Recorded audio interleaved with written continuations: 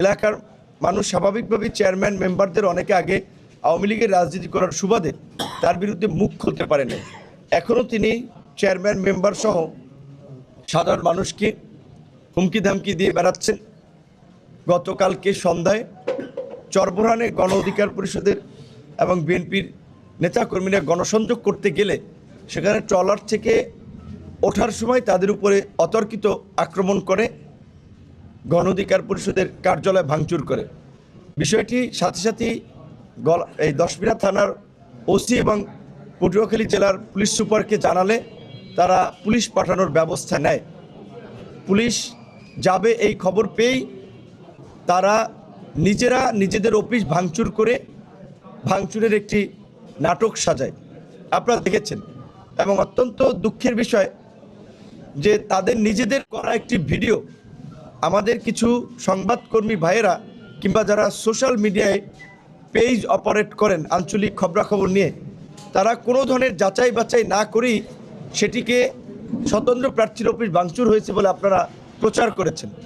আপনাদেরকে আমি অনুরোধ করব, নির্বাচনের সময় যে কোনো ঘটনা একটু যাচাই বাছাই করে দায়িত্বশীলতার পরিচয় দিয়ে আপনারা প্রচার করবেন, কারণ এই ধরনের বিভ্রান্তি ছড়ালে সেখান থেকে মারাত্মক ধরনের সংঘাত এবং সহিংসতা ছড়াতে পারে।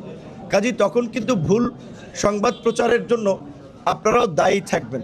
তাই আমি যারা আঞ্চলিক সংবাদ নিয়ে কাজ করছেন তাদের প্রতি অনুরোধ করব যে আপনারা এই ধরনের বিভ্রান্তি ছড়াবেন না। মেইন স্ট্রিম মিডিয়া হয়তো যাচাই বাছাই করে একটা খবর ছাপে, তো সেই ঘটনায় গতকালকে সন্ধ্যার ঘটনা আমরা জেলার পুলিশ সুপার, আমরা রিটার্নিং কর্মকর্তা, জেলা প্রশাসক ওনাদেরকে জানালে ওনারা ব্যবস্থা নেওয়ার চেষ্টা করে, কিন্তু ওনারা ব্যবস্থা নিতে নিতে কিন্তু সন্ধ্যা 6টার ঘটনা রাত্র 11টা পর্যন্ত গড়িয়েছে। প্রথম দফায় পুলিশ গেলেও পুলিশের উপস্থিতিতেই এই স্বতন্ত্র প্রার্থীর সমর্থক সন্ত্রাসীরা, যারা অনেকে ভোলা থেকে এসেছিল, অনেকে এই বিভিন্ন চর থেকে গিয়েছিল আমাদের কর্মী সমর্থকদের উপরে হামলা করার জন্য, তাদের কাছে পুলিশও কার্যত পরাজিত হয়, পুলিশও ব্যর্থ হয়, পুলিশ নিয়ন্ত্রণ নিতে পারে না। এই নির্বাচন, আগামী নির্বাচন বানচাল করার জন্য দেশি বিদেশি অপশক্তি আমার এই আসনের এরকম এই স্বতন্ত্র প্রার্থীর মতোই অনেককে ব্যবহার করছে এবং করবে।